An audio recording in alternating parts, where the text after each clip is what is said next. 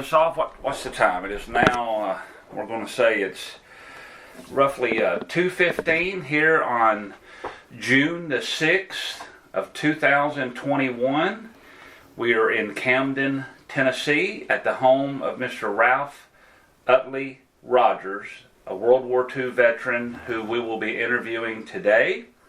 I'm proud to call him my uncle, but he's also I serve as the Benton County Mayor, and I think I speak on behalf of all Benton County in saying that this is a man that we treasure in our community. He's very active in civic events, and he's just been a great asset to the community throughout his life, and we felt like knowing his World War II experiences and his experiences throughout life, we needed to get this recorded. And so, along with me, I have Mr. Bobby Flash Melton. The locals know him as Flash. Flash is a renowned radio broadcaster and someone who contributes to local community stories, whether they be via the radio or the newspaper.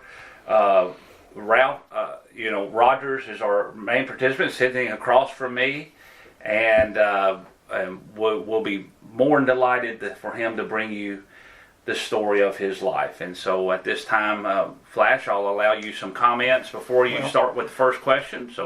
Well, thank you so much. Thank you, Mr. Rogers. Thank you for allowing me for this opportunity today. I've looked forward to it. Thank you, sir, for your service to our community, our state, and our great nation. Thank you for the contributions you've made. It is such an honor and all that. And just thank you, sir. We can't thank you enough for what you've done for us for so many, many years. God bless you, my friend. Might just start out, Brett, as we go along, and thank you as well for setting this up today. As we go along, to start out with Mr. Rogers, I might just ask you, sir, where were you born, and how that ultimately led to your service in the United States military? I was born here in Benton County.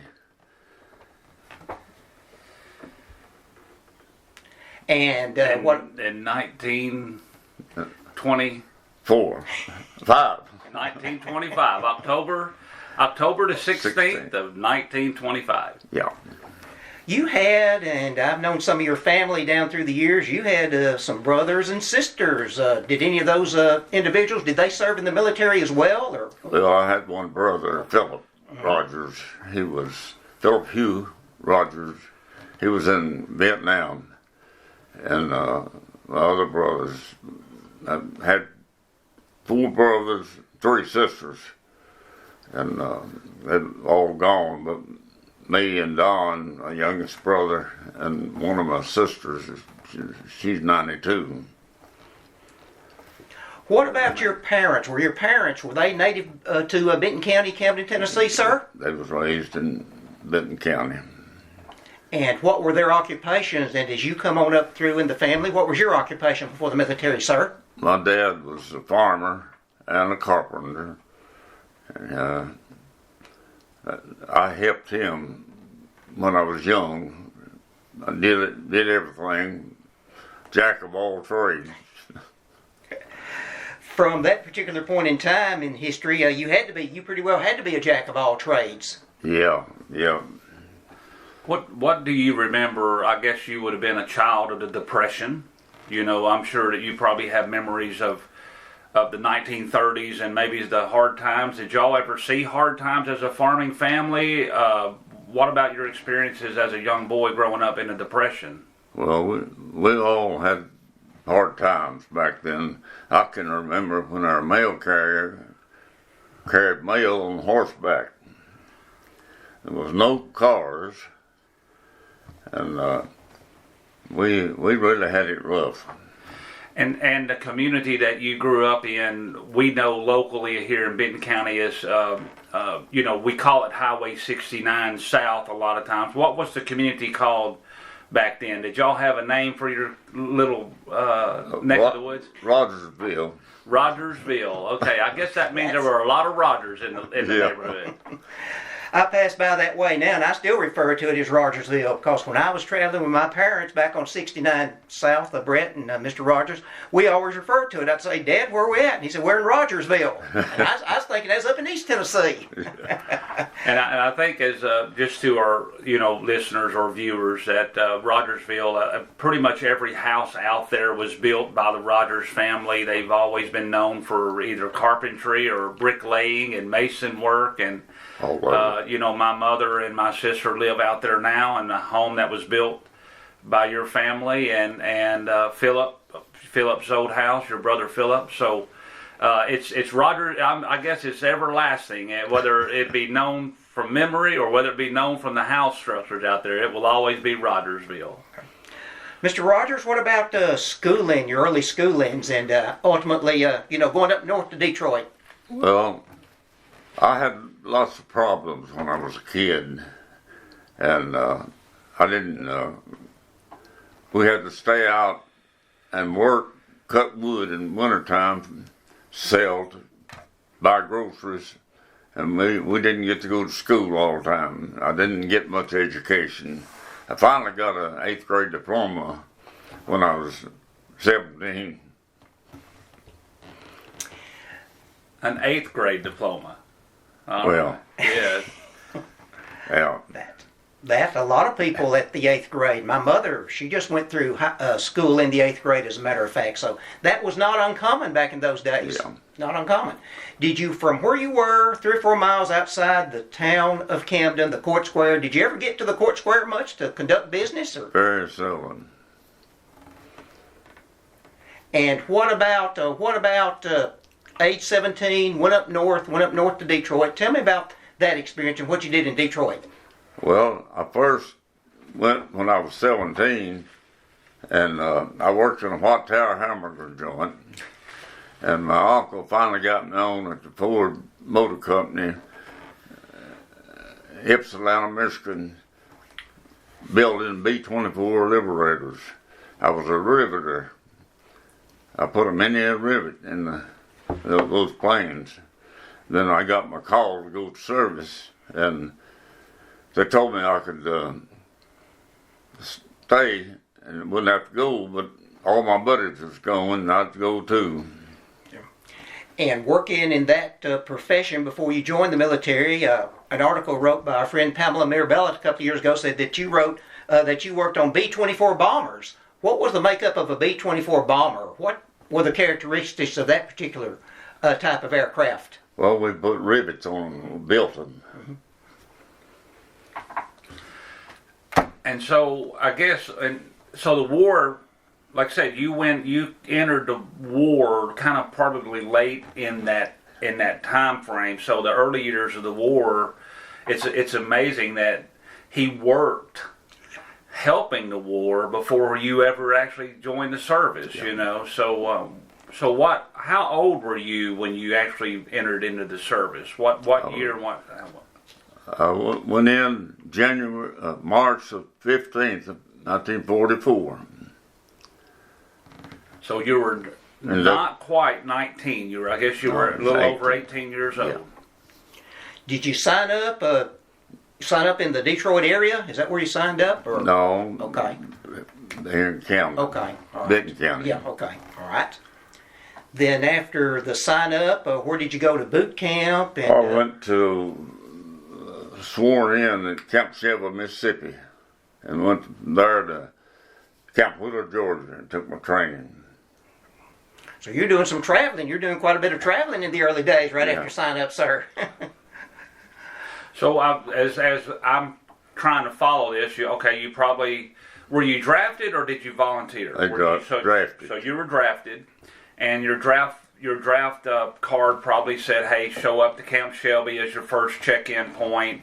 I'm sure you had already signed up for the selective, pretty much the draft, so they had a lot of data. So you show up to Camp Shelby. What was that basically for paperwork and medicals, or I'm sure that was probably a short process, but. Yeah, they got us ready to go to boot camp. And so they pretty much clear you medically and everything, and then they sent you to Georgia. Yeah. Correct? So what part of Georgia did you say that was? Camp Wheeler. Camp Willard, Georgia. What part of Georgia was that? Is that Just out of Macon. okay? So I guess we can assume it was very hot. Yes. Very hot and muggy. So was boot camp back then? Nowadays it's like an 8 to 10 week process. Was it 17 weeks. 17 weeks. So you were probably enlisted as just a general infantry person. Did they teach you a specific skill, or were you just sent over there as a combat soldier, and then they put you to work? I guess Yeah. so. Did you have any other people at boot camp from the Camden area that you can recall, or just I know you made new friends, but anybody Yeah. that you went at the same time with over there, sir? J.V. Markham we took our basic training together. So, Mr. Markham, I imagine that's probably kin to the David Markham family. Yeah. Then, Yeah. I know that he speaks a lot of his family history in World War II as well. So, I guess it was good to have a familiar face that you knew. Yeah. So, did you ride a train there? Did they bus you or put you on a train? Train. When you were there, I guess as far as boot camp, there's probably a very high tempo, is what we would call it. Knowing that the war is overseas. Did you know where you were going while you were in boot camp? Because we were fighting a war in the Pacific and in the European theater. Did you have any knowledge? Didn't have no idea where I was going. So after 17 weeks of boot camp there in Georgia, what was your next step? Did you go to New York, or did you go to... It was Fort Chaffee, Arkansas. Okay. Stayed there 3 weeks. Then we went to New York, got on a boat. Okay. Miles Standish. Yeah. Oh, all right. So that's USS Miles Standish. Was that basically a passenger carrier ship or No. cargo, or was it a battle? I don't remember. There's about 9,000 troops on it. I know that.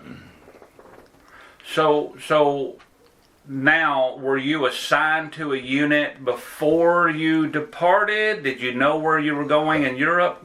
No, just going over as a replacement. So replacement. I didn't go on the outfit that I trained with. Were you in those days as well, even before you were assigned overseas, Mr. Rogers? Were you aware the battles were taken overseas, as we know? But were you getting much information here at home? Were you getting much information about actually what was going on over in Europe and the other parts of the world? I didn't know much till we got on a boat. Then they told us what all was going on. So, okay, so you pretty much know you're going. You're trained up and ready. Did you get a last visit home? Did they send you home for leave right before you departed? Did you get the right letters? Get on the phone? Or? No, I got a 2 weeks furlough when I finished my basic training before I went to Camp Chaffee, Arkansas. Okay. And so I imagine you came home for that, and at that time... And reported back to... Okay. Do you have any memories of, hugging your mama bye and having family gatherings at that time? I don't remember. Just that all the ladies loved you. You were probably you were probably fit and in shape and looking good, and I'm sure a good-looking man in a uniform. What about specialized training? Of course, all boot camp personnel, they go through some of the same general training, but was there any specialized training that you received? No, just everybody went through the same thing where I was at. So basically learn how a lot of rifle marksmanship, I'm sure. Yeah. Not that you had a lot of hand grenade training at that time, but probably a lot of rifle marksmanship, survival, digging a trench and building, putting up your tent, I imagine. Yeah, we went through all of it. Do you remember any specific person during boot camp? Your drill sergeants, and was there anybody stand out? No, I can't remember. And then when you went overseas, did you have any reunions? Did you see any of your fellow members of that you had gone through boot camp with, or were you pretty much separated from everybody? Well, I ran into my brother-in-law's brother over there, Leslie Howe, in Paris, France. And then I ran into Cecil Cooley. I went to grade school with. So those are local names. The Cooley name, I guess, around, I think of Harmon's Creek when I think of the Cooley name. Sure. Yeah. So where was you got your draft notice, you go to Camp Shelby, you go from Camp Shelby to your boot camp in Georgia, come home for a little furlough time, go to Camp Chaffee, Arkansas, which that's known for sniper training a lot now, but a lot of the National Guard and active duty use that. From there, you went to New York to ship out. Yeah. You were on the USS Miles Standish. It was 5 days going over. 5 days overseas. Where did they ship you to? We landed in Liverpool, England, and got on a small ship and went to Le Havre, France. Okay. Do you know what time we are talking about now? So you enlisted, I guess, March of 1944. You're probably talking about about 4 or 5 months later. So this would probably be the November, December. The fall, late fall, early winter of 1944. Yeah. So the first thing that comes to mind, I'm thinking, is the U.S. troops are trying to make a push into Germany, and the German. I know the Battle of the Bulge happened during that time. So now that you're in France, what happened after that? They put us on trucks. No, they put us on a train, cattle car train. It was plumb full. We had to stand up, couldn't sit down. And we went through enemy territory. We could hear them firing guns, and we did not have a rifle. They had never issued us a rifle. So y'all were totally defenseless, pretty Yeah. much. And they told us to be sure not to stick our heads out the windows because it was troop trained. So they ship you into, I guess you're going into northern France at this time. I don't remember where it was. They issued us a rifle, and it was at Carveline, and we broke them down and put them in a barrel of hot water, boiling water, and got the Carveline off and zeroed them in. Then they shipped us out to front lines. Were some of the transports on the train, were some of the transportation by train for you and your fellow troops, were you maybe doing some traveling at night? Maybe some traveling at night, maybe to sort of limit maybe the gunfire from the enemy? Yeah. I'm sure for a boy from Benton County, Tennessee, you probably thought you were shipping out somewhere in Middle Tennessee. I mean, you probably had no clue of the terrain where you were going.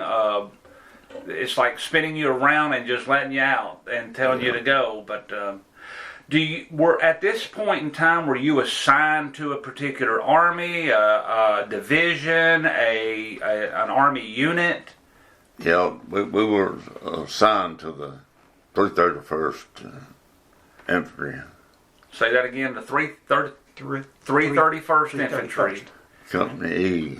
Company E. My thinking is because you're going out of France into that Belgium, the tip of Germany area, that you were probably part of the Third Army, which we know is Patton's Army. Yeah, you were probably somewhere attached to the General Patton's Army then, right? Yeah. So so now what happens? You've got your rifle. You're sent to the front line. Do you remember a particular date, battle, location, or anything? No, but they sent us. There was 7 or 9. They sent us on a reconnaissance patrol to find the enemy and report back whatever all they had. If we could find out. And we got cut off and couldn't get back. And they killed 2 of them, my bunch. And we give up. You know, you were in unfamiliar territory, I'm sure. Sent out on a patrol. I imagine the patrol was probably at night. Was it a night patrol? At night. Again, not really knowing too far. I mean, I'm sure you probably thought you weren't going to make it back. I mean, you know, but that night that you were sent out and 2 members were fatally wounded, you were captured at this time. Is that it? Or That's right. what do you have any experience? Do you remember that particular moment? Were you outnumbered? Did they just? There was about 200 Germans out there, and I don't know how many tanks, 4 or 5 tanks, 2 machine guns set up in the crossfire with roads forked. We didn't have a chance. And so at this time now you've become a prisoner of war. Yeah, So you probably hadn't been in Europe a few weeks, yeah. and now you're a prisoner of war under the German army. Did you feel like your chances were nil? Did you feel like they may execute you? Did you think you were going to make it out of there alive? What was your thoughts? I don't know. I just knew I was going to make it through. How did they detain you? Were you in a camp? Were you? They took us to a town about a quarter of a mile, half a mile after they captured us, and interpreted, talked to us, asked us where we was from and how many was there, and a bunch of questions. Did they lock you in a fence? Did they put you in a house, a stockade, so to speak, or did they? Locked us in that house for the rest of that night. Then they started walking us back. So now you're walking away from the front line, Yep. right? So you're going further into German occupied territory. Were there battles going on around? Could you hear? Yeah. Could you hear gunfire? Yeah, we could hear them firing. Did any of you, as prisoners, did all of you survive together? Were y'all separated? And We got separated. They shot what my buddy through the arm, and a marker, Paul Marker from Virginia, and they killed Paul. Can't think. so he tried to escape, or did he? No, the Burt gun hit him. Hit him about 30 times, I guess. Oh, okay.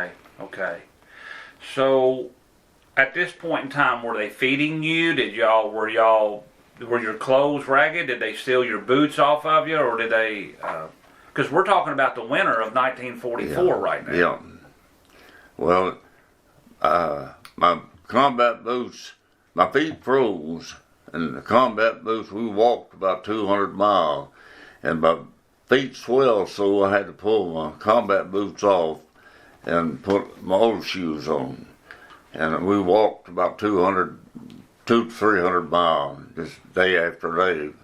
The civilians guards would take us from one town to another one, and 2 more take us there to the next town, and we walk every day, just keep going on back, getting me away from the front lines. And I'm assuming you were walking with other captees that you weren't There's just the 9-7. 4 of us. Four of you.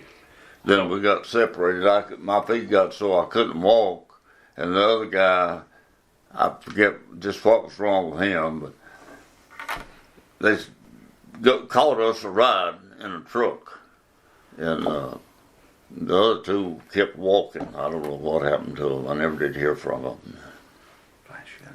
I mean, I'm just I'll listening here. Okay. Mayor, go ahead. I mean, Okay. I'm just listening and taking And notes. okay, so now we started out with 9. 2 were fatally wounded at that time. Now you're down. One of them, I guess, again, was fatally wounded after being a captured prisoner. So now you're down to 4 of your original 9 of members. And only because I know this from a time, I remember you telling me you eventually get to where they locked you in a barn, or you didn't have anything to eat, that y'all were probably thin as could be, malnutritioned and tired. Yeah, we slept on some hay one night in a barn, and I fell down something under that hay and sugar beets, and I ate a big sugar beet and about half of another one. And sometimes they would have a cup of soup. They would give us at a town we'd go through. So how long do you remember being in captivity? I guess you're here today, so that's good news. I mean, eventually you got out of captivities, but how long a time frame do you think that may have been? Well, I was in prison or captured about nearly 4 months. I don't remember the date. And so, how were you liberated? Did American soldiers come in and? The 11th Armored Division came through, and they had called for the Air Force to flatten the town before they come. And so the mayor, big shots of the city, went out and met them and told them not to bomb it, that they could come on through and they wouldn't bother them. Said you might run into a few snipers, but said we're not fighting. Okay. So, go ahead. Didn't you tell Pam a couple of years ago when you told your story to the Chronicle, that maybe the your guards got you and the other POWs to go up on the roof to signal that that you are you're American, and because their lives are in danger too from the bombing. We got up on top and wrote POW on top of the building, and the planes had come through and tipped their wings at us. They knew we was there then. So now it sounds like he's made it into Germany now, because I'm you're in talking Germany. about German citizens appealing to the Americans for y'all to save their town. I think that's kind of an interesting, ironic twist, is that even though they're unarmed, they were using the prisoners as, I guess you can say, sanctuarial, please don't bomb us. I think those are stories you don't hear. That's really, really unique. Any other memories of that time? Well, one of the times that they put us in a jail, and the Americans dropped a bomb just outside the door, and it burst the windows and doors out of that building, and we got out and run and got in the basement.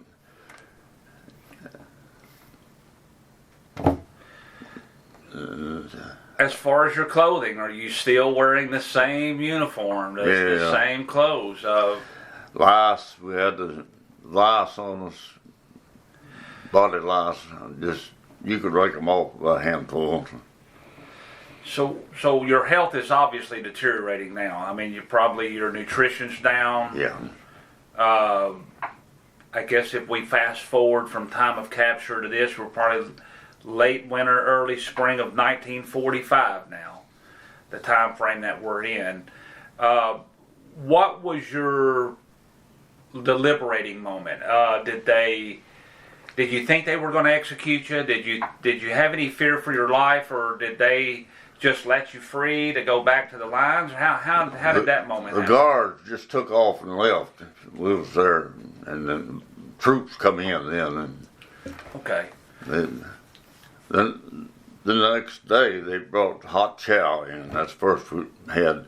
We was in a Catholic church was made into a hospital. And we slept on the floor, concrete floor. You can imagine. And they'd slip us a boiled egg occasionally. And before we got there, they gave us potato peelings. They give us a peel of potatoes to give to the Germans in the hospital. Another place.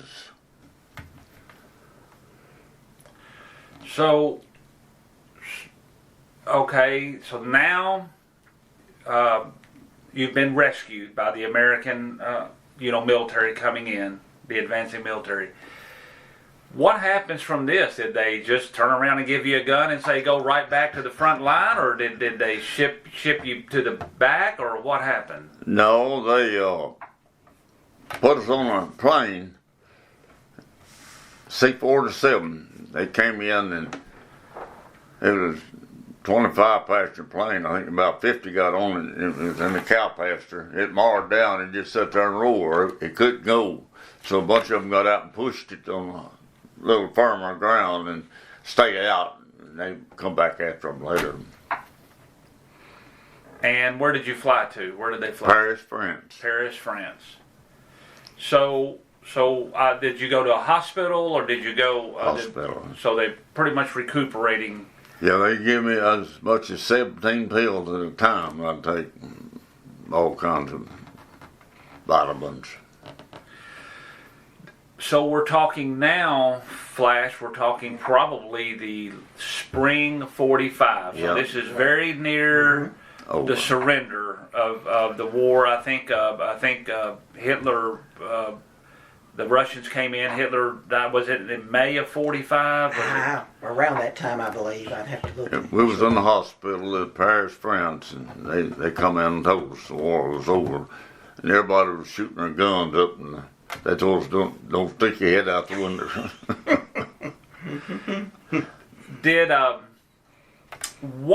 Okay, so you're still a member of the military, though. You know, you're over there recuperating. What did you see happening in your life? Did you think that you were going to stay there for stability? How long did you stay in Europe at that time? I didn't stay as quick as they could ship us out and put us on a boat, come back to the States. And when was this? About what time frame do you remember? I don't remember. Sometime last of April. So when you came home, what happens then? Tell us. They didn't recognize us. We just got off the ship and sent me to the hospital in Camp Butler, North Carolina, and stayed there about 3 to 4 months before I let me come home. Okay. Were your parents aware that you'd been released and were recuperating in North Carolina, or? I had met Leslie Howe in Paris, France, and he got word that I was missing in action. And I said, well, don't tell nobody. I'm going to slip in home, let them know, let them know it. But after they put me in hospital for 4 months, I wrote them and told them. My mother come down and stayed with me a week. So that must have been a relief. Again, you're in North Carolina at this time. Were you discharged fully from the Army? Did you remain in the Army but just allowed to go home? What? I was discharged there. So here we are. You've gone to war. You've been a prisoner of war. All this probably was a blur to him. You know, think about how fast all this happens. In 6 months. And so now you're back. The war's over. What was going through your mind? What kind of future did you envision, and what was on your mind? I don't know. I don't remember. It's been so long ago. Did you meet a gal? Did you marry, raise a family, or did you go off to work? I know the GI Bill. A lot of people went to college on the GI Bill, things of that nature. Yeah, I met my wife on a blind date, and about 3 months later we were married. And I went to Tollers Business College for a year on the GI Bill. And where is that? Where's that located? Paris, France. Paris, Paris, Tennessee. Okay. So now you're married. You know, you've got a little schooling. Did you stay in Benton County? Did you move, or what happened? Yeah, I stayed in Benton County and worked for TVA for 29 years. So TVA, and I'm talking to Flash and from local Benton County, we know that TVA came into pretty much existence in Benton County, you would have said probably about 1940, even though they acquired land before then. They probably dammed up the rivers. This is probably the later 1940s we're talking about at that time. So when you say you went to work for TVA, was that the steam plant when they built that? I think that was 1959, or just before 1959? Gosh, I don't remember. So from, I guess, 1945, 46 to 1959, that time frame through there, do you have much memory as? No, I don't really. So tell us about TVA then. I mean, I imagine you're talking about the TVA steam plant over in New Johnsonville. Yeah, I worked with a power line down in Alabama, Mississippi, and Georgia. Built a high line from down Muscle Shoals, Alabama to Lebanon, Tennessee. And I run a dozer to blade the roads for them to carry the material in our building power lines. So before we, I guess, move on to that next chapter of life, while we've got it up here on the wall, I'm going to grab a photo over here.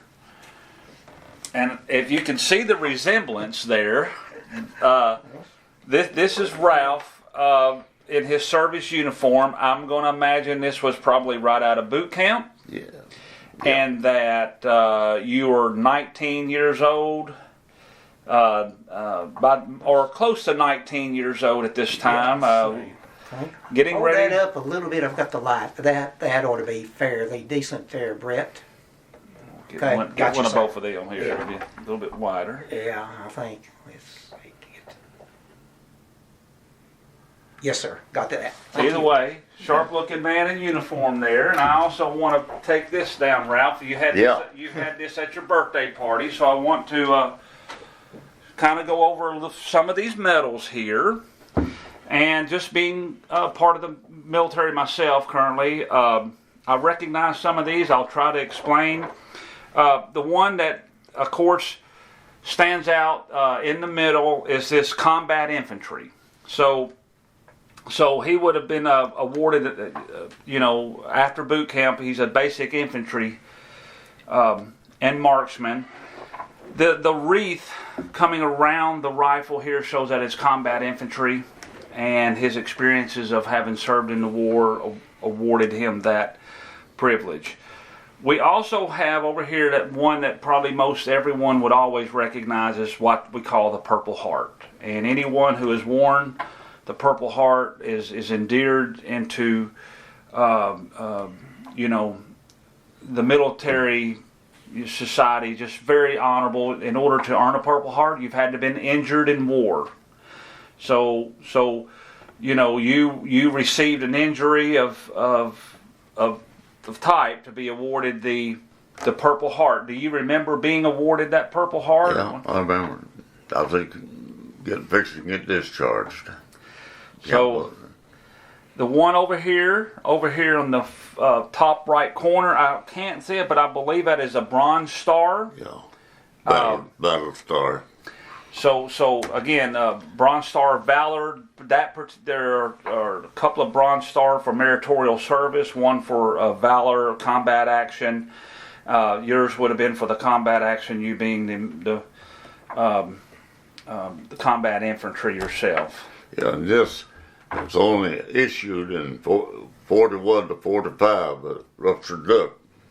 So you said that little gold pin right there. So that's basically exclusive to a World War II veteran. You've got your dog tags there in the middle. This one over here, I believe, I can't tell if that's a Good Conduct Award. I I don't know. Army Achievement Medal. This is the National Defense Service ribbon here. I imagine these down here are campaign One of medals them here. German, I think. Yeah, for Germany. Yeah. You've got the number 2 patch. Second Army. Second Army, okay. Ohio was patched. Most of The the guys Ohio. are from Ohio. Okay, okay. So this was his basically his higher command patch here. This would have been more of your unit patch over on that side. Yeah. Wow, that's so fascinating. Wow.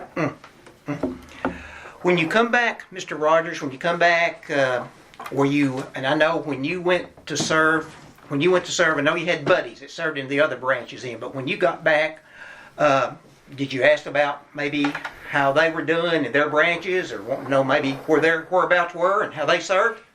Yeah, and one of the boys that I went in and served with was George Arnold, and he got wounded, and we got separated.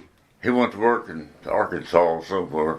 I saw him 33 years later, and he didn't recognize me. I got gray-headed, and we had a time after we got together.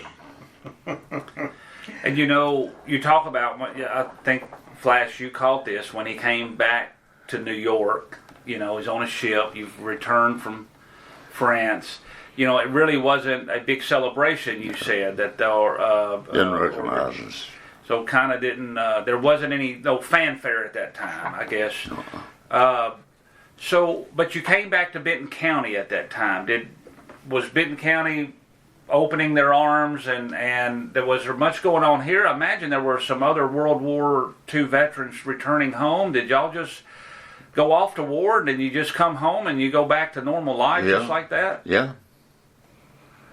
So I want to fast forward a little bit. We'll skip through a little bit of his career. We'll get back to that. I just want to say, from the veteran community now, though, we're a very active veteran community here. I know that you have participated in a lot of veterans events. What's your feelings about? I kind of look at you. You're a celebrity here. You're like our John Wayne, so to speak. No, I just try to be myself. I think it was 2 years ago. You and I went to Washington D.C. to the World War II Memorial. We went on the Honor Flight, is what they call it. It was sponsored by the Honor Flight group out of Middle Tennessee. You, I guess, visiting the World War II Memorial at that time, do you have any thoughts about that? Seeing that? No, I really enjoyed it, but I don't know. Was that the first time you had been to see that? Have you ever been to Washington D.C. before? No. So it was your first trip? First time. I will say that someone who I guess was his sponsor and took him, Flash, and for those that are listening, that we happened to time going to the Honor Flight on September the 17th, 2019. And what's significant about these days, it was Constitution Day. So I remember there were a lot of festivities going on in Washington at that time. But when we were at the World War II Memorial, I thought they were having a ceremony honoring the anniversary of Market Garden, Operation Market Garden, which was at that time, I believe, the largest military operation in World War II. I believe it might have been larger or as large as D-Day, the landing at Normandy, but they had foreign services there. I remember the Polish Army, and there were other type of armies, but the Polish came over there and got Uncle Ralph and made you part of their ceremony. And we went there we had two World War II veterans, in our Tennessee delegation, and they grabbed both of them and literally put them front and center. I thought that was quite. I just found that the timing of us going up there was something else, and that you got to participate. Do you remember that? Yeah, I ceremony? remember. Yeah. You're mentioning D-Day, and we just happen to be talking here June 6th on the anniversary of D-Day, Brett and Mr. Rogers, and this is really the beginning of the end, isn't it, as far as getting us to word, getting Mr. Rogers back to us. That's right. And you stop and think, so if D-Day happened in June, okay, and by the time, Ralph, you would have gotten over there again, you know, you really got there during the initial push, literally, like I say, the last campaign of ending the war. Yeah. Any other thoughts? Have we left anything out? I don't reckon. I know it was terrible. There's little kids come out there, didn't have on much clothes, and some of the boys would take their sweaters and put on them, and give them candy bars and sea rations and different things we had. The going back to your, I guess your experiences.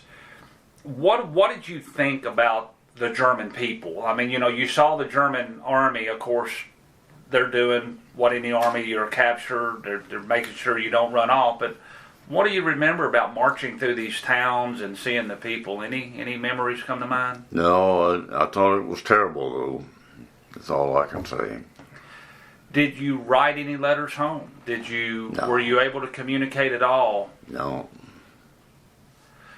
Was there radio? Was there anything to break? They were, one of the boys, I don't know, the Germans, give him a accordion. He played that all the time. So even if he didn't know how to play the accordion, he at least fiddled around with it. Yeah. During this particular point in time, are you aware, or just from my perspective as a man that, you know, likes to study history, certainly there's better parts of history than others, and this is not a good part of history, but from Benton County, were there other POWs in other parts of the war that you know of? Yeah. From World War II? There was 9 from Benton County, POWs. Okay. I knew them all. Okay. One I remember in particular is J.R. Hartley's father Yeah. was yeah. a POW as well. Okay. Markham and Buster Stockdale and gosh. What about the postmaster, W.C. Herndon? Yeah. W.C.? Okay. Yeah. Somebody told me about that. Maybe my brother told me that. And I didn't realize. I didn't know that. I didn't know either. But I knew 9. I didn't know WC was. yeah. Yeah, David has told me about, I think Mr. Markham has told me about Mr. Markham in that period point of time then. But it's fascinating. But during the time that you and Brett went on this flight nearly 2 years ago up to Washington, D.C., I think that you received, what, 350 letters Yeah. of appreciation thanking you for your service? Yeah. Have you gone through all those letters? I go through them every once in a while, and there's tears come in my eyes. I just. And you know, not to be sentimental, but we've got. I'm just trying to be real. You know, Ralph, you were born in 1925. You're going on 96 years old this year, I believe, aren't you? October. In October, you'll be 96, and as we know, there's not a lot of you left around No. to talk to, and but you know, you have always been active with veterans, activities here, and that's why I think you've been very endeared to the community and being recognized. I just want to. I know that you received a plaque here from the Benton County Veterans Memorial. I just want to show that off. And this is we have a group here in Benton County called the Benton County Veterans Memorial, and it's a group that really doesn't show any affiliation to any specific war or branch of service, but it's very active honoring all the veterans, your service within for our country, but also our community. And this is a special plaque that they had presented. Ralph, and also, if I'm not mistaken, Ralph, you have a brick out there at the Benton County Veterans Memorial. You have a brick engraved with your name.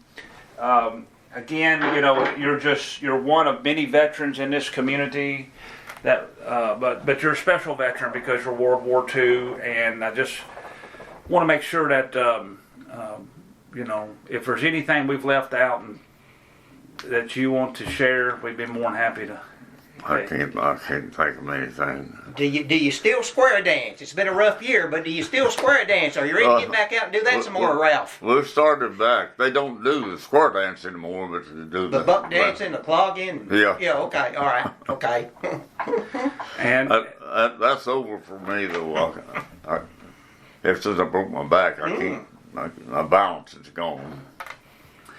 well, and again, it's one thing I want to recognize about you is that Ralph has always been active, like I said, in the nightlife, and a very active dancer.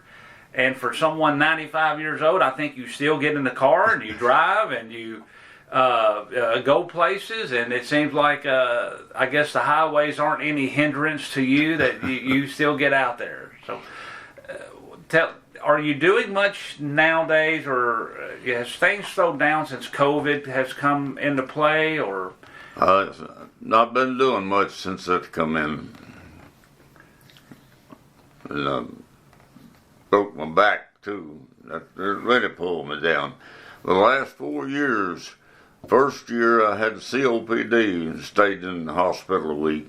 Then the next year, about the same time, I had the flu, stayed in the hospital a week. Then the next time, I had that rotavirus, and in 2 weeks, then I broke my back this time. I'll bounce right back. You're tough. You're a tough bird. You know that? You're very tough. Yeah. And I think anyone that knows you, you were so very spry. You were, as a 90-something-year-old, you've been like a 20-something-year-old. But I guess the last 4 years have aged you the other 70 years. Maybe. But tell us a little bit about. Let's get back to your family, your mom and daddy. What do you remember as a child growing up? Anything in particular? Did y'all all sleep in the same bedroom? Did they get out and work you in the fields every morning? Did your mama hit you over the head with a pan? Or Yeah, a little bit of everything. We had a time. We had to all work from the time we was big enough to work. I know that all of you were very industrialist. When we called Rogersville earlier, everyone remembers the Rogers as being builders in our community, and so your oldest brother, I believe, was Maxell. Yeah. Did Maxell serve in the military, No. or he didn't serve? And so after Maxell, there was your sisters. Yeah. June, she was oldest. Okay, so June was the oldest, and then Maxell. Yeah. Then me, then Philip. He was in the army, then Stanley and Dawn. And then Rita, Yeah. Rita married Mike Main, and Mike was a member of the Air Force, if I'm Yeah. not mistaken. So Yeah. your brother-in-law had a brother-in-law in the military. Any other? What about your grandparents? You want any childhood memories that stick out that you want to share? I can't remember. I know they said my granddaddy, he weighed, I think, 1.25 pounds. They put him in a coffee pot and shut the lid on him.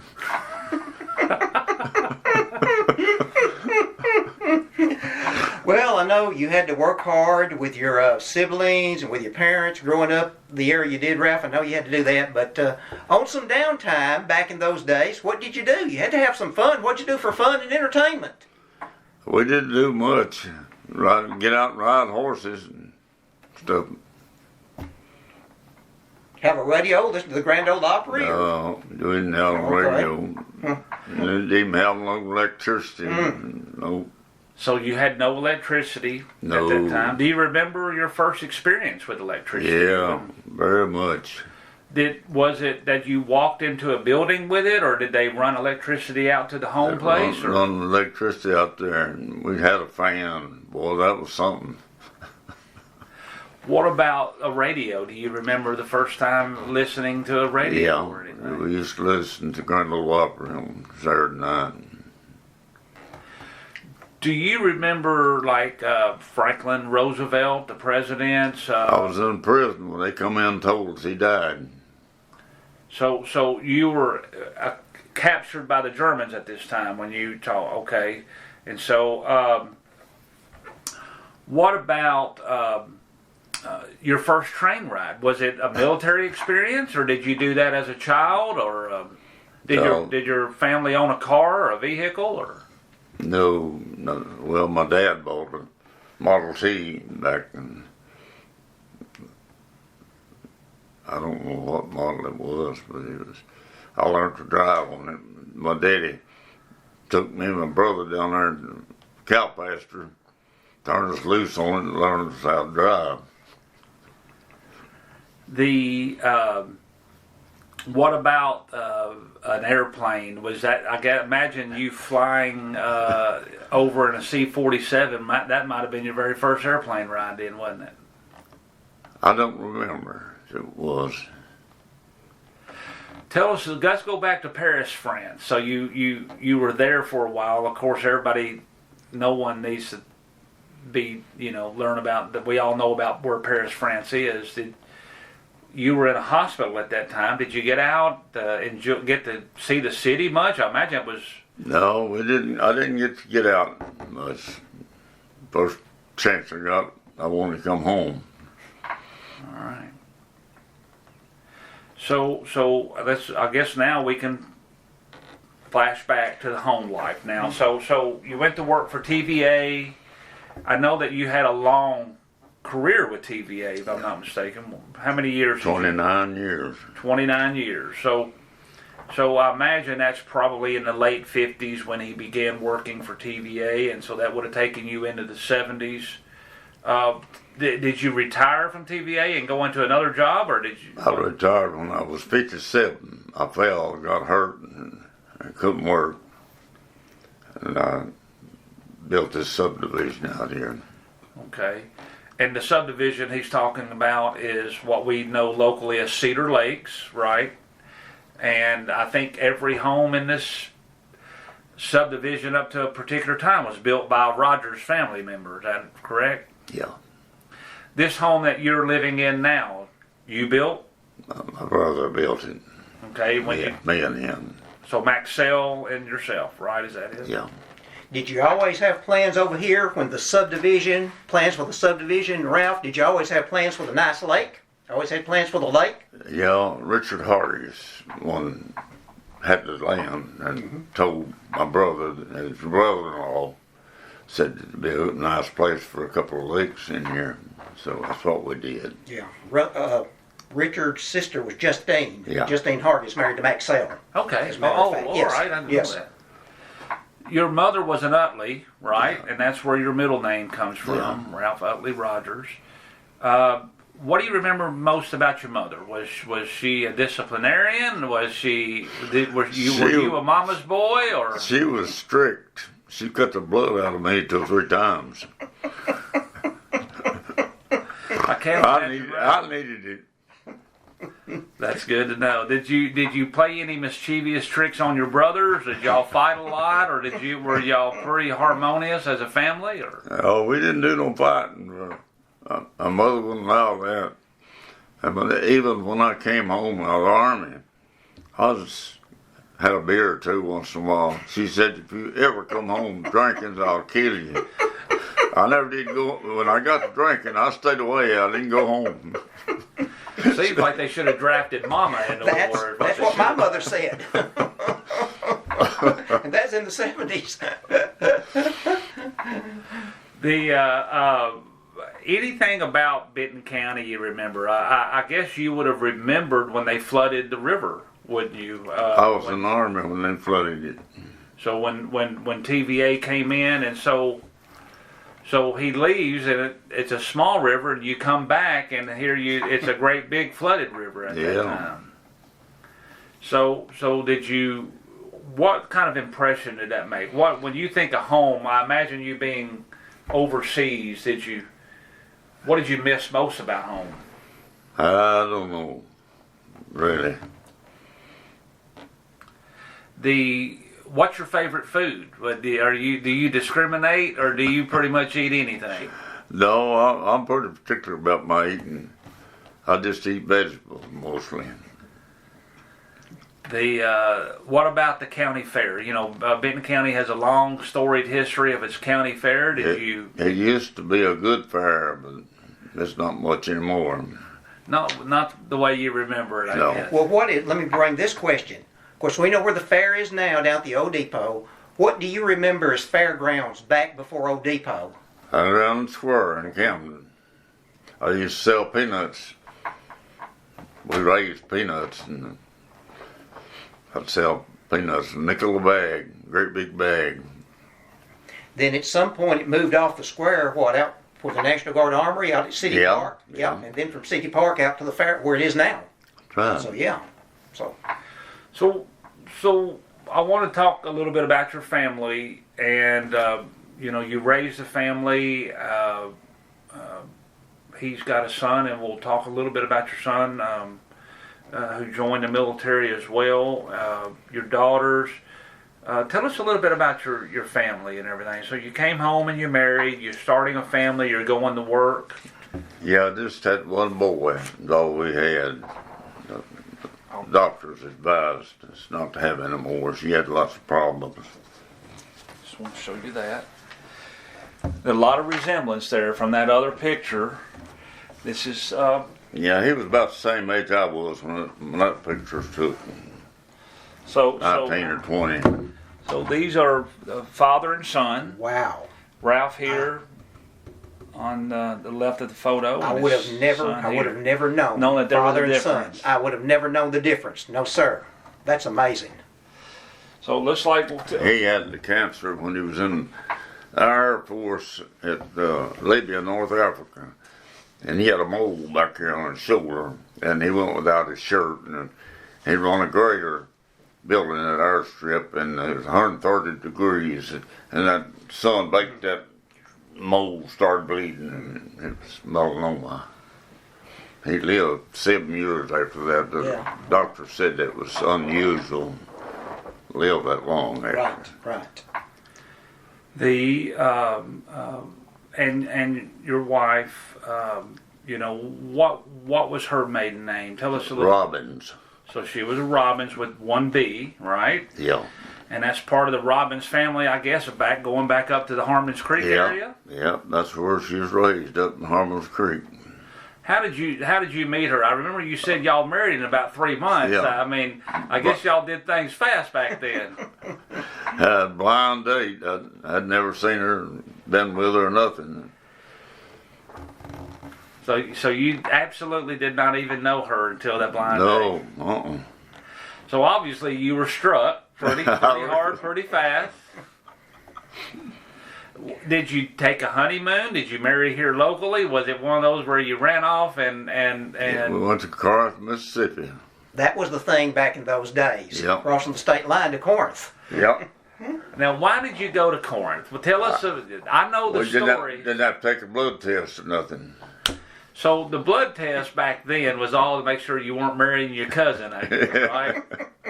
I didn't think Tennessee would have such a history of that.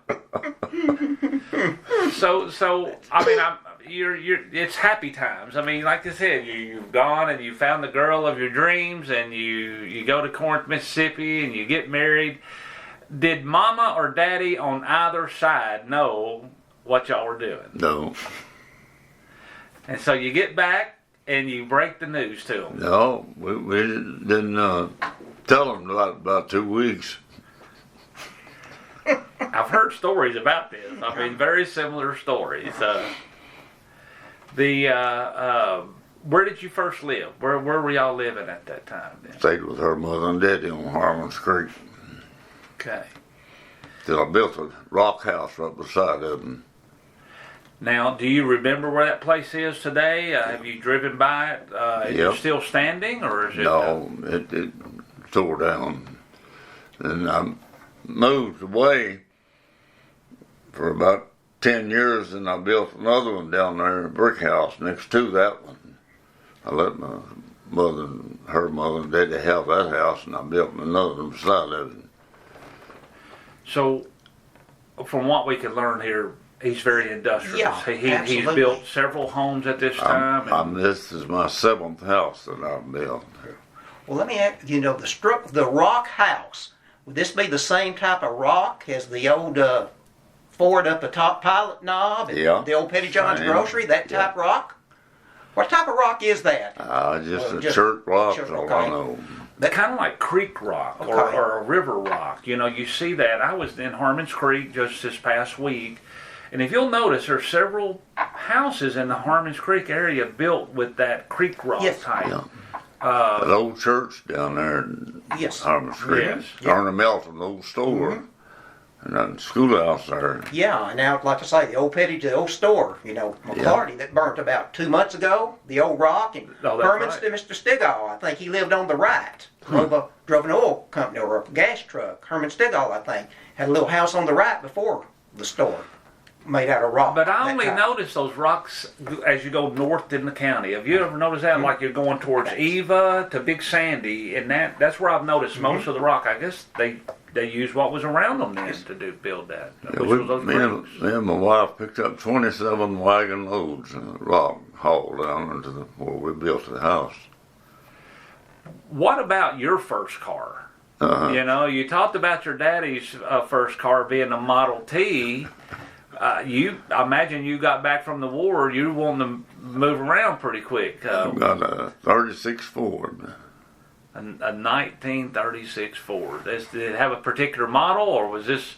No, You don't remember. You just 36 Ford, and so, but you're having to provide for a family.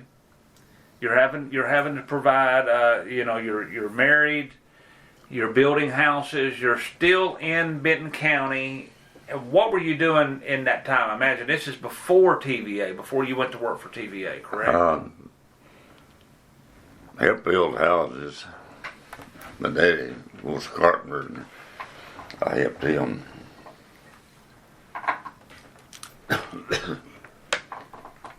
When was the old, talking about the river and the TVA, the old bridge, of course, Brett's family had, the ferry at one time. So when was the old bridge first built? I've just come back out of the Army. And Fred Sanders was collecting money from cars, and he got me a ride to Memphis to see a VA. That's right after I got out. I was having problems with hearing. See, when that bomb fell over there and messed up my eardrums, I had plastic eardrums put in 1947.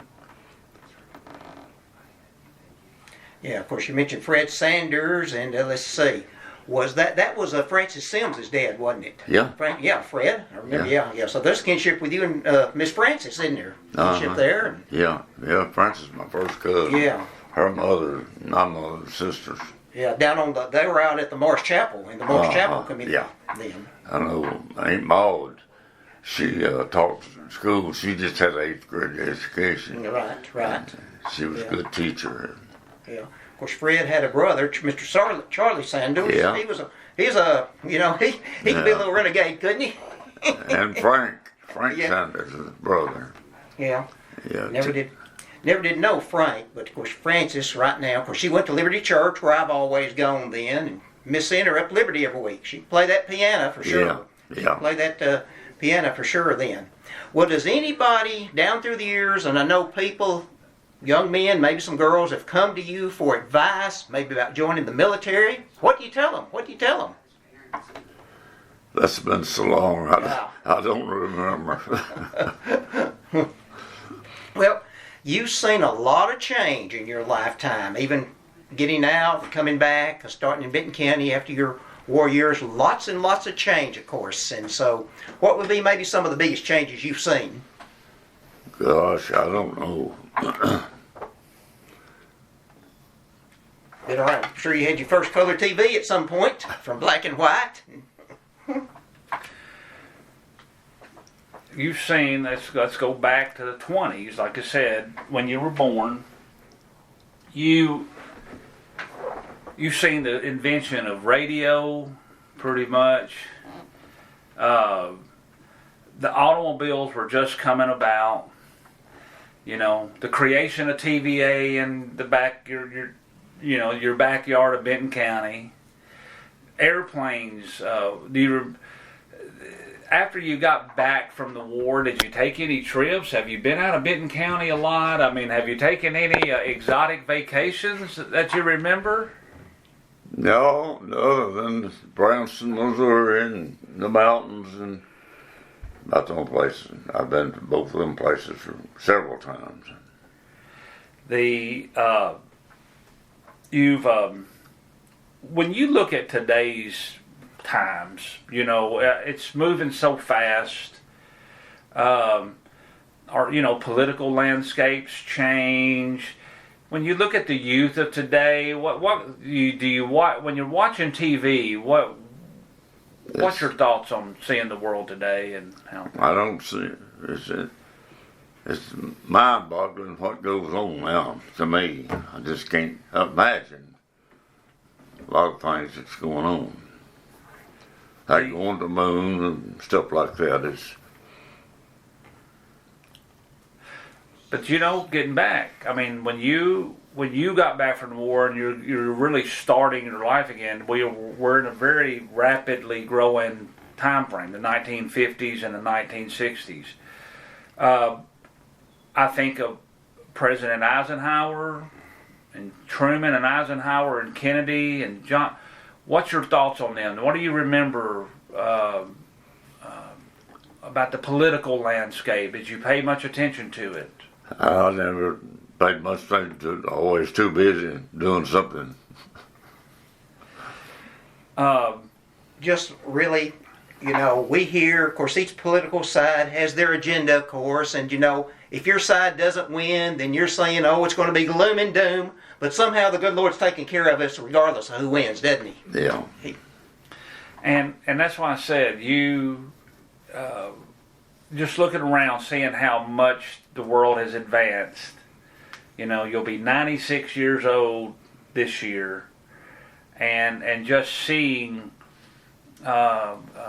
the world through your eyes, and all that you've seen. I mean, it's unbelievable what the change, how much has changed. But one thing, and that's why I think you're so endeared to this community, is that everywhere you go, Ralph, you see Ralph or Flash, like everywhere you go to an event, you're there. You're there participating and attending. You're very active in the community. As far as Benton County goes, what is there anything that we've left out in our interviews that you remember as a child or an adult or in your older years, a retiree? Something, an event or a place or? I can't think of nothing. Do you go fishing? No, I don't fish, don't hunt. They never did have time. I was always busy doing something. Here on this lake and you don't go fishing? Goodness gracious. Well, and I think, and we alluded to this, is that I know from just being close to the Rogers family, I've always known you as workers. You've built so many homes in this subdivision out there in Rogersville. I mean, and I know Stanley, being my stepdad, your younger brother was a mason. It's like we would drive down the road and, hey, I bricked that home. And I think of Maxell and you, and y'all have always just been industrialists and workers. And I kind of want to mention a little bit about Philip, because Philip was a special breed to a degree. Yeah. And and for those, what I'm talking about is Philip Rogers. He would have been your older or younger? Younger brother. But not by far. No. And Philip served in the war as well, and later. But he was known. He had a special craft of auto mechanics and Ford Mustangs. Did you ever own a Ford Mustang? Did he ever talk you into getting one? No, I wanted to fix one for my granddaughter, and she didn't want it, so that says it saved him that village. Anything else, Flash? You're looking through I've the enjoyed notes it. or I anything? have just been so Let me see that piece of paper. I'll see if so in awe here with everything we've learned today. in here. This has I been know fascinating. my mother Sandy has interviewed Ralph before, but she put hers on paper. But again, just so we're looking at, like I said, she's covered a lot of ours. Basically enlisted March 15th, 1944. Camp Shelby. Camp Wheeler, Georgia. So Wheeler. Camp Wheeler, Georgia was where he did basic training. Camp Chaffee, Chaffee, is just outside of Fort Smith, Arkansas.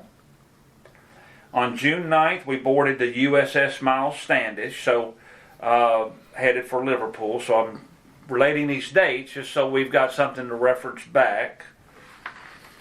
And so of course she goes through your capture, and it says frostbite and blisters and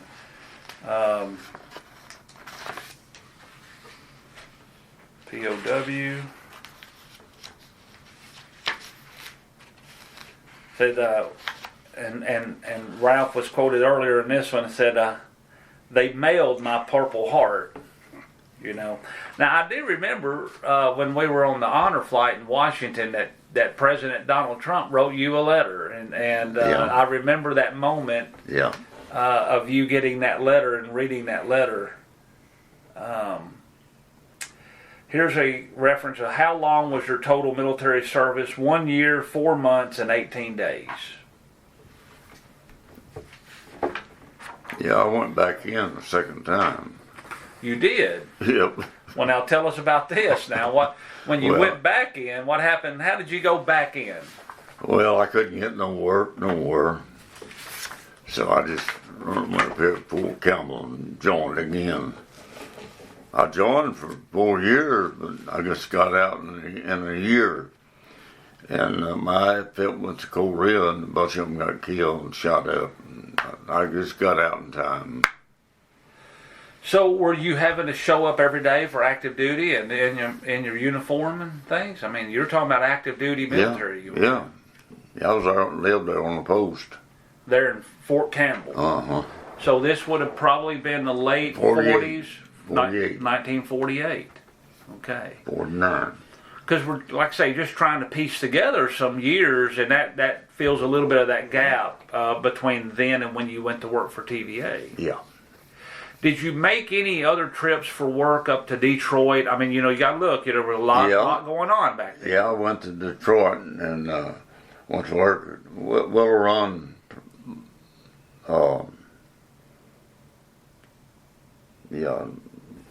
Willow Run bomber plant. Yeah, that's when I went up there.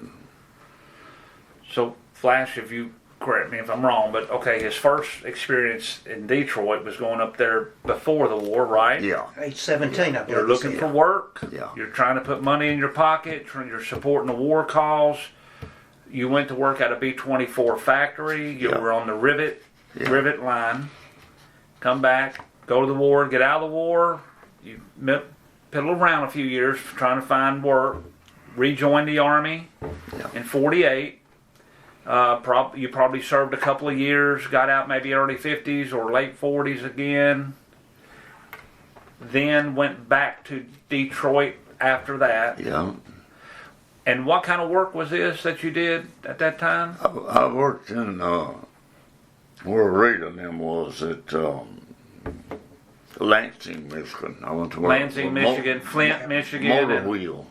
Okay, so I imagine you were probably supplying either Ford or GM. It was probably one of those I factories. was cutting out chrome rims for headlights Oh, okay, okay. and pickling the metal that they made stuff out of. All right. Do you remember if it was a Ford or GM factory or Pontiac or do you remember that anything particular about It was what? GM, Okay. General Motors. So now I imagine when you return from that, that's probably when you went to work for TVA or, Yeah. or after that. Did you work after TVA? You retired at TVA, but did you do any work after that? Did you build houses? Yeah. Did you? I built this house after I retired in 83. 83. Was there times working at TVA that you was building houses on the side? Yeah. Yeah. Okay. Yeah. Yeah, I built this subdivision. I was still working there. Right. We bought a TD-24 and built these roads. I took it and bladed out these roads and everything. Really? Cored out the levee down for the cored that out about 8 foot, 10 foot deep with that dozer. Then I got Haynes hubs to build A dike or a levee over. So that's heavy equipment. And this was all, you mean, this is all Richard Hargis's property? At one time, Richard Hargis? Yeah. Okay, yeah. Well, see, at one time, what, he tried that sorghum Yeah. factory just Yeah, up that's right here. up Yeah, there. that's Right right, up he the tried road. that sorghum. I didn't realize the land was all connected Yeah. like that. Yeah, okay. And honestly, from what I remember, I mean, really Cedar Lake was the first subdivision that I remember. I mean, it was built for a subdivision, and it was. I just can remember anytime you mentioned Cedar Lake, there were very nice homes, and the fact that you had built nearly all of them, and that's really amazing. So did y'all buy the land from Mr. Hargis, and then you subdivided them, and then sold them as lots and built the Yeah, homes? his uncle surveyed it all out. Horace Melton, yeah, he was a surveyor. Worked at the State Highway Department, and on Saturdays he would survey. And on his vacations he would survey. He never took a vacation. He'd take he'd be on, take a vacation at work from his highway department job, and then he'd come out here and survey or wherever. There weren't that many surveyors back then. There weren't that many surveyors at all. Him and a fella from Big Sandy, and that's about all I remember. Again, I've only known you as a worker all my life. I mean, honestly, that's one thing. And even when you retired, you've never retired. You stay as active as ever. But obviously you have a fondness for music. Yeah. So, is country music your favorite music? I mean, My dad played bluegrass, guitar. or- My dad played guitar. Ran So a you're- juice harp and French harp and stuff. Did he ever teach you? Did y'all take music lessons or anything? Or No. did anyone in the family ever pick up No. the trade of playing the? So y'all just listen to Daddy playing the guitar. Yeah. So what about dancing? You had to learn how to dance, which I've seen you dance, and I think Ralph, you may have taken the video for all I know when he was down at the Fiddlers About Contest. 3 years ago, yeah.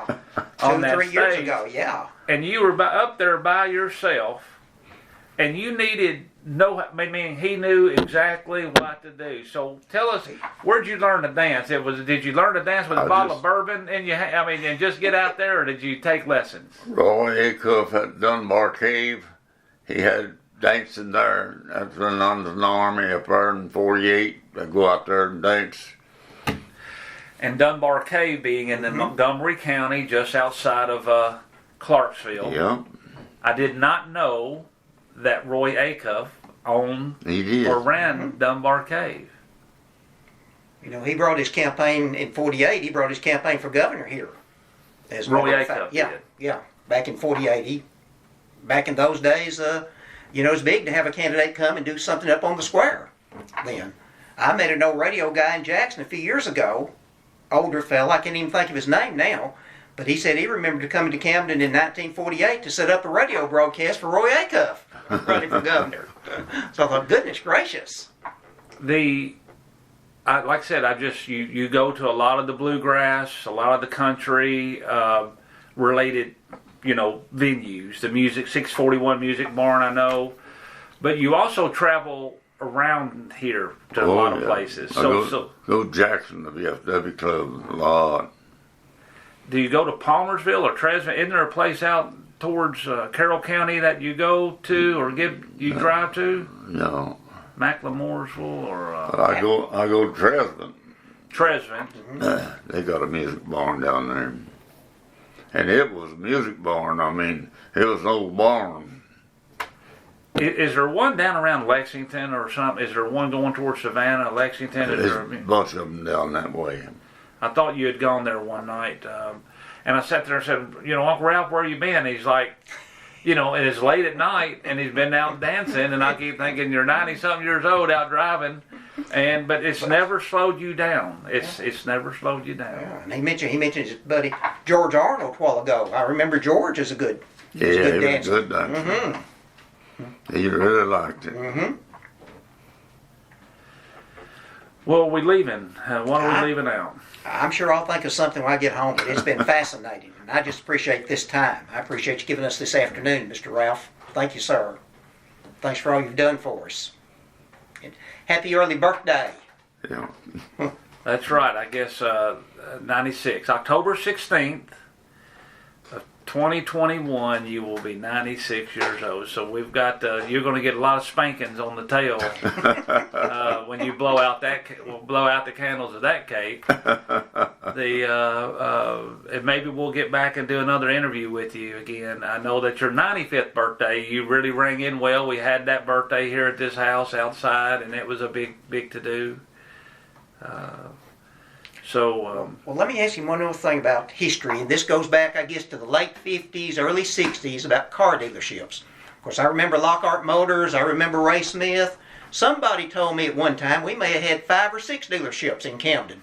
Well, Joe Wright used to have a Buick place. Okay, I worked for him. okay, all right. As in 41, 2. Okay, and I guess Orr had a place too. Then. Yeah. And I think Ray Smith told me may have had an international truck sales at one time. I remember, like there was Red Wismer's place Yes, that yep. became Ray Smith. That's correct. Yeah. That's correct. And that's where the Regions Bank was Yep. now. At least, Yep. right there you had Right. you had the open lot there. Right. But right down the street you had Lockhart Ford. Mm-hmm. Yeah. I remember my family had the first Ford dealership. I know they had where the current post office is right now. Right. But you ordered vehicles from like a J.C. Penney catalog. I mean, meaning you ordered direct, and they would ship them via train and be unloaded at the old depot. Then I believe Red Wismer got into sales. I think Lashley probably went from Lashley to Lockhart Ford. I remember the Orrs. There was like a Pontiac. Was Yes, it Joe yes. Wright, or was it the Orrs that had a Pontiac? Orr. place? Orr had the Pontiac up there where Medlin's place is now. So right there. across from Phillips 66 So that was a car lot then. at one time. They used to ship them in a crate. My daddy helped put them together down in Lockhart's and old Model T, Model A. And just ship them in like a wooden crate on a train or Yeah. okay. So what else? So you said international. There Well, might I have think been Ray Smith told me International, or the Pontiac, Ford, General Motors. Buick. Yeah. Was there ever a Rambler place? American Rambler? Was Rambler ever sold here? I don't remember. Okay. Was All right. Rambler bought by International or Dodge or something? I think they were bought out by somebody at one time. It could have been. Of course, it became American Motors. That's it. Rambler did. And the first Rambler I remember, the old Ralph Emery show. He would advertise a car dealership in Nashville on Broadway called Central Rambler. as a matter of fact. Back on that stretch where all the old car dealerships used to be, a place called Central Rambler up there. You know, not that I maybe invite myself in on this. I think Ray Smith would be an excellent Yes. interview for us Yeah, down the absolutely. road. Absolutely. And getting him on video like this as well. Sure, I agree. Because Ralph would be, Ralph, you're 96, and I think Ray would probably be about 92, 90. Well, let me He's think a like in minute. 93. 1976. He was 48 when the radio station went on the air. So how long have we been from So 1976? say set in 78, he would have been 50. Okay. So you got 80, 90, 08, 18. So he's 92, 93. That's about, yeah. And Miss Wilma's older than him. Miss Wilma's actually 3 or 4 years older than him. Well, So- I think that would be a That's good a good interview idea. for you. I agree. And to again, because Ralph, I mean, like I said, you've seen things. You're 96 years old. You've experienced the Depression, multiple world wars, the involvement of Benton County and TVA. You've been a builder, a riveter. You know, working for TVA, being I guess in the Boilermaker business and metals. You know, you've seen a lot. Is there? Have we left out anything? I mean, I can't think of it. People hearing this, it's on recording right now. We're going to keep it, in our archives. But people listening to you right now and down the road, what would you like to say to them? I don't know. I never was much to talk. Well, you've done an outstanding job today with us, and we appreciate it. Thank you, sir. yeah. And thank you again for your service. Appreciate you. Yeah. When you start adding that up, and you said that you were over there, and they told him about President Roosevelt dying. The German soldiers told you that, and I believe he died in April of '45. And then you were in Paris, France, in a hospital when they told you the war was over. So now we're looking at May of '45. Just being over there and hearing those things and being able to just see the culmination of that war finally come to an end. And those are some memories that, just like I said, you've really seen a lot. So. All right, appreciate it. Any parting thoughts of Flash, or just No, I've really enjoyed it, and wrap? thank you. I'm ready to call it a wrap, and thank you for having us here. Thank you. I've got basically an hour and a half. I'm showing roughly 3:45 p.m. on June the 6th of the year 2021. Okay. And my audio recorder is showing 1 hour, 32 minutes, and 30 seconds. That's it.